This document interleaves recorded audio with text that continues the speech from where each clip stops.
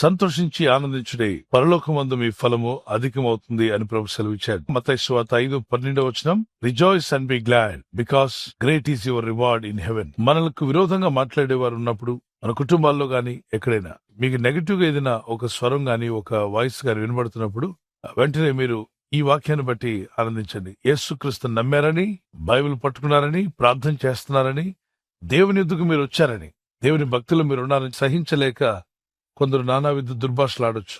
అప్పుడు మనం ఏం చేయాలి? నా నామం నిమిత్తము, అంటే ప్రభు యొక్క నామం నిమిత్తం జనులు మిమ్మల్ని, జనులు అంటే మనుషులు, మిమ్మల్ని నిందించి హింసించి మీ మీద అబద్ధముగా చెడ్డ మాటలు ఇలా పలుకున్నప్పుడు 3 విషయాలు చెప్పాడు ఇక్కడ. నిందిస్తారు, హింసిస్తారు, అబద్ధంగా చెడ్డ మాటలు మీరు చేయని దాన్ని చేశారని, మీరు అనని మాటను అన్నారని, మీరు పలకని మాటను పలికారని, ఇటువంటి పనులు చేస్తుంటారు కొంతమంది. పలుకున్నప్పుడు మీరేం చేస్తారంటే మీరు ధన్యులు అన్నాడు. అంటే అలా వారు మనకు విరోధంగా మాట్లాడుతుంటే మనం ధన్యులు అవుతున్నాం. అటువంటి సమయంలో సంతోషించండి, ఆనందించండి, దేవుని ఘనపరచండి, మహిమపరచండి. కానీ దిగులుగా కూర్చోవద్దు. ప్రభా నిన్ను నమ్ముకుంటే చూడు ప్రభా ఏమంటున్నారు, వారికి మేలు కొరకు ప్రార్థిస్తూ వారి క్షేమ కొరకు ప్రార్థిస్తే వారిని మమ్మల్ని దూషిస్తున్నారే అని చెప్పి మీరు బాధపడకూడదు, గాని ప్రభు స్తుతించాలి.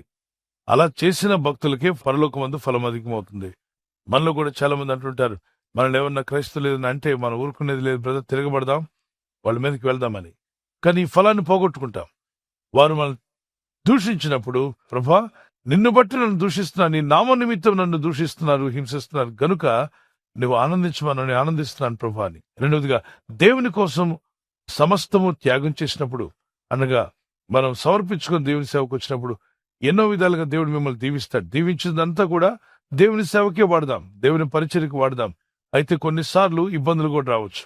నా నామం అంటే యేసు ప్రభు వారి యొక్క నామం నిమిత్తం మీరు ప్రభుని నమ్ముకున్నప్పుడు, అన్నదమ్ములు మిమ్మల్ని కాదంటే భయపడవద్దు, అక్కజనేళ్ళు అసలు నువ్వు మా బంధువే కాదంటే భయపడొద్దు, తండ్రి అయినను తల్లి అయినను మా ఇంట పుట్టలేదు అని చెప్పి మిమ్మల్ని అన్నా మీరు భయపడవద్దు, భూములను మీకు ఇవ్వము, ఆస్తి ఇవ్వమని చెప్పి బయటికి నెట్టివేస్తున్నా ఆ విషయంలో భయపడవద్దు, కృంగిపోవద్దు.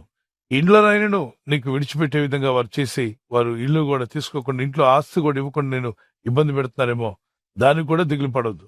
ప్రార్థిస్తూ ఉండు, వారందరూ కూడా ప్రార్థన చేస్తూ ఉండు.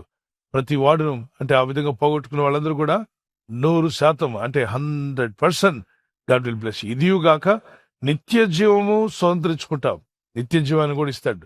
ఎన్ని నిందలు ఎన్ని అవమానాలు వచ్చినా నా సిలువనెత్తుకొని నిన్ను వెంబడించే కృప నాకు దయచే ప్రభా, నన్ను నేను ఉపేక్షించుకొని నీ సిలువనెత్తుకొని నిన్ను వెంబడించే కృప నాకు ఇమ్మని వారు మీ చేతిని పైకెత్తగలరా? ప్రార్థన చేద్దాం. నిందలు చూసి భయపడొద్దు, అవమానాలు చూసి భయపడకండి. 100 ఫలమిచ్చే దేవుని వైపు చూడండి, ఆయన మీకు 100 ఫలం దయచేస్తే. Let's close our eyes. Father we pray in the name of Jesus. నీ ప్రజలు 100 దీవించబట్టుకు సహాయం చేయండి. అవమానాలు, నిందలు, హింసలను చూసి భయపడకుండా, ఆందోళన పడకుండా, చింతపడకుండా, ఎవరు ఏమన్నా ప్రభా, నలుగురు ఏమనుకున్నా సత్యం కొరకు నిలబడే కృప దయచేయండి.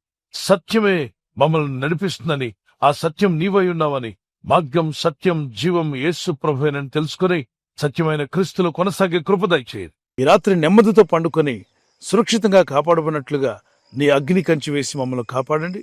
మీ చిత్తములో కొనసాగే కృప అందరికీ దయచేయమని యేసుక్రీస్తు ప్రశస్త నామములో వీరందరికీ చక్కని నిద్ర దయచేసి తెల్లవారు లేచి కృపను మాకిమ్మని క్రీస్తు నామములో అడిగి వేడుకుంటున్నామా పరలోకపు తండ్రి. ఆమేన్, ఆమేన్.